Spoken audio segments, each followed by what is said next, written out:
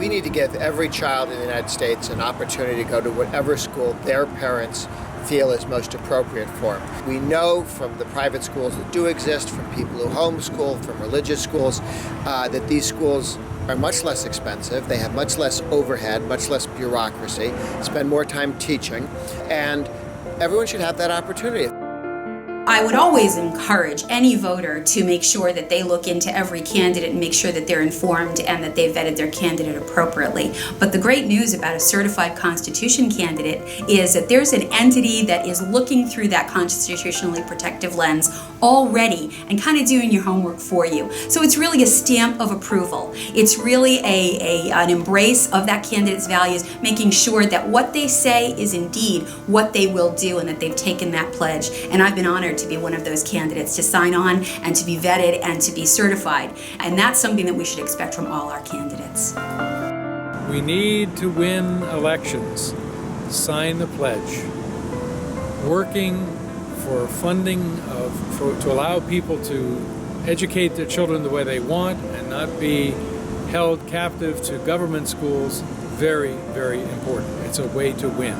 The public school system has become a place of indoctrination, and parents need to have their choices upheld and their choices honored. And really the way that we do that is to make sure that tax resources and tax dollars, that instead of putting them in the larger fund to go to public schools that any family may or may not benefit from, making sure that parents are in charge of their school decisions and their school dollars. The real power of school choice is that it depoliticizes education decision-making.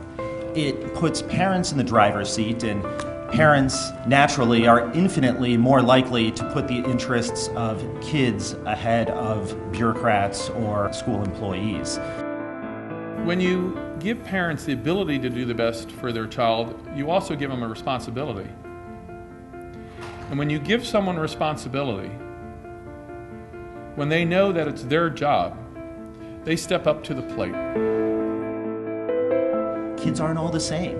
Why not let 1,000 flowers bloom and let parents choose what school meets their kids' needs the most? It just seems like common sense.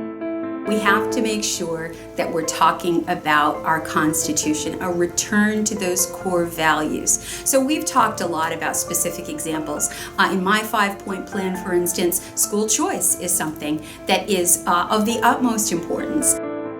Good teachers will do just fine under any educational reform proposal. The more freedom we provide, the fewer regulations we impose, the greater will be the demand for good teachers. And with increased demand comes higher compensation. When teachers answer to parents, the best teachers will prosper. We can present bills. They may be the best bills around. But if the majority party does not want to move those bills, they do not get moved.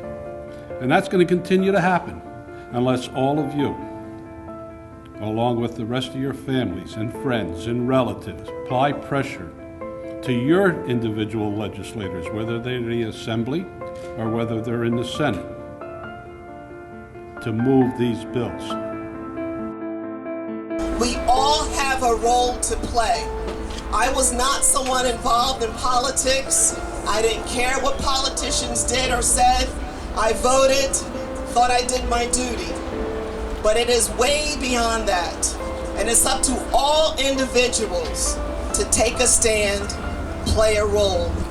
If our military personnel can go out and risk their lives for our country to keep us free and safe, the least each and every one of us needs to do is take a stand for liberty.